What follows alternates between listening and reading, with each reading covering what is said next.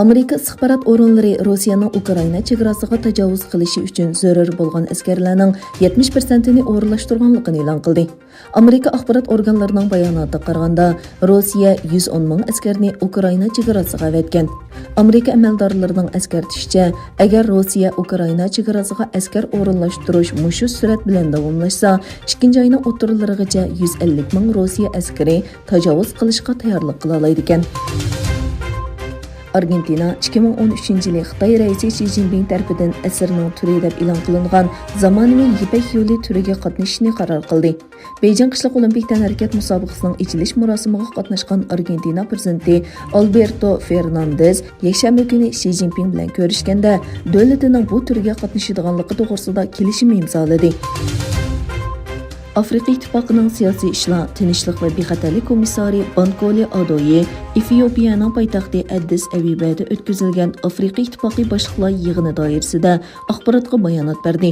Adoye chet ellik jangchilarning Afrikada umumlashganligini tilga olib mundaq dedi: "Pulliq chet ellik jangchilar Afrikadan ayrilishi kerak."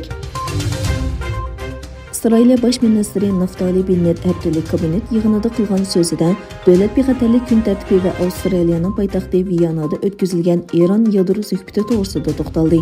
Eronni o'z davlatiga eng chong tahdid deb tasvirlagan Isroil Bosh ministri Eron bilan tuzilgan kelishimning yadro planiga taqobil turish iqtidoriga ziyon soladiganligini o'ttirg'a qo'ydi.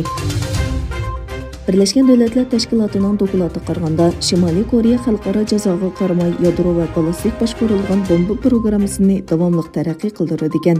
Birleşken Devletler Teşkilatı mutaxassislari doklatida Pyongyangning o'tgan bir oyda qisqa va o'rta musofirlik boshqarilgan bombani davomli sinov qilganligini va ularning sonining ko'paytirilganligini o'tirib qo'ydi. Yevropaning tabiiy gaz omborlarining to'shish nisbati o'tgan yili 1-oyning oxirigacha 52% bo'lgan bo'lib, bu yilning o'xshash mezgilida 37,5% ga tuvanlagan.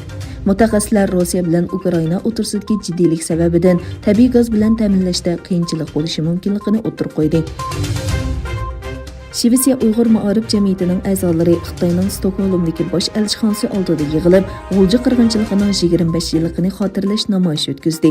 G'ulji qirg'inchiligida qazo qilganlarning surati tushirilgan lozunkalarni ko'targan namoyishchilar 2022 yillik Beijing qishloq olimpik tanharakat musobaqasini boykot qilishni talab qildi.